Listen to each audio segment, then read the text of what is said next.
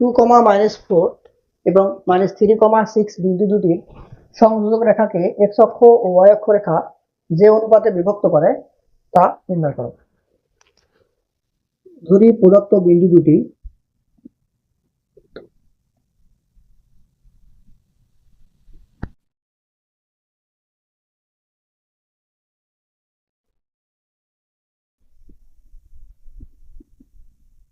a 2, -4 এবং b -3, 6। আরো ধরে নেই যে ধরি AB রেখাকে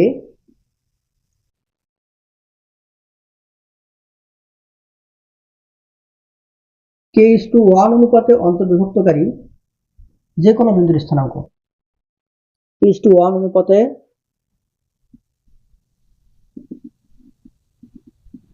অন্তর্বিভক্তকারী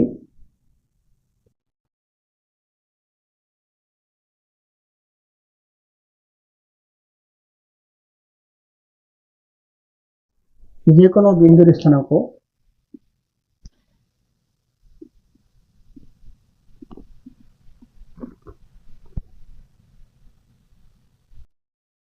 আমরা কি করব, আমরা স্থানাঙ্কটা বের করে নেব। তারপরে ওটা x অক্ষের উপর অবস্থিত হলে কি হবে, y অক্ষের উপর অবস্থিত হলে কি হবে, আমরা সেটা বের করব।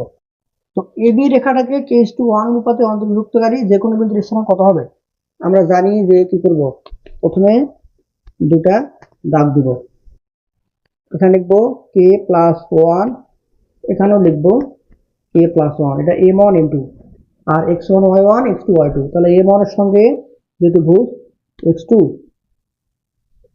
প্লাস m2 এর সাথে x1 পরেরটা কুটি, m1 এর সাথে y2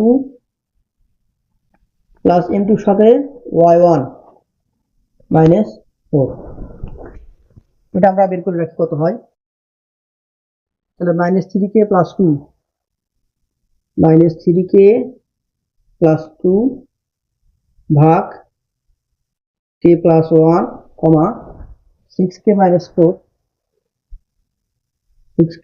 4 ভাগ k+1। তাহলে এই রেখাকে k:1 অনুপাতে অন্তর্ভুক্তকারী যে কোনো বিন্দুর স্থানাঙ্ক পেয়ে গেছি।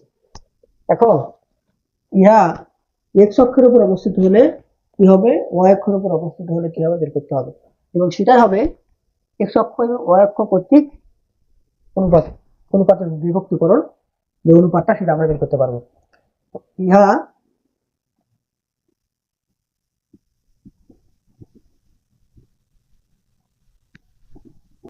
x অক্ষের উপর অবস্থিত হলে আমরা জানি x অক্ষের উপর কোনো বিন্দু থাকলে তার পুটি 0 হয়। তার পুটি কত, 6k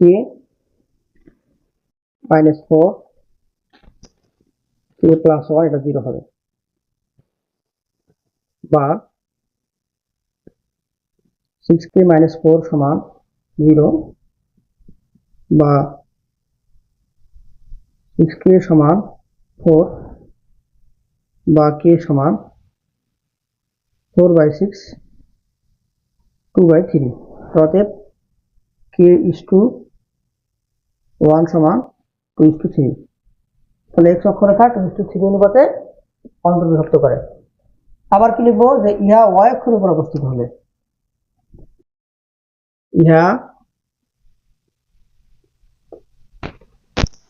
y অক্ষের উপর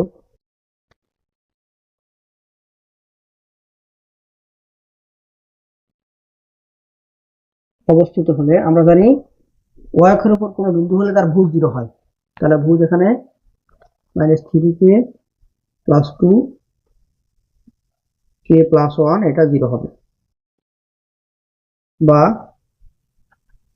-3k + 2 সমান 0, বা -3k সমান -2, দুই পাশ থেকে মাইনাস চলে যাবে, তাহলে k সমান 2/3। এখানেও কিন্তু একই রেজাল্ট আসতেছে, k:1 সমান k:3। তাহলে আমরা বলতে পারবো অর্থাৎ x এবং y অক্ষরেখা এই রেখাটিকে 2:3 অনুপাতে অন্তর্ভুক্ত করে। অতএব উভয় অক্ষ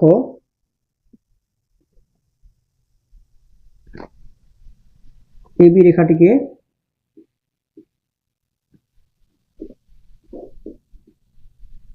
2:3 অনুপাতে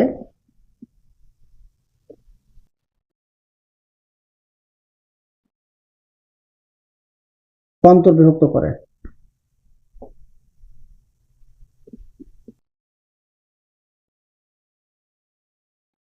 আমরা অনুপাতটা বের করলাম।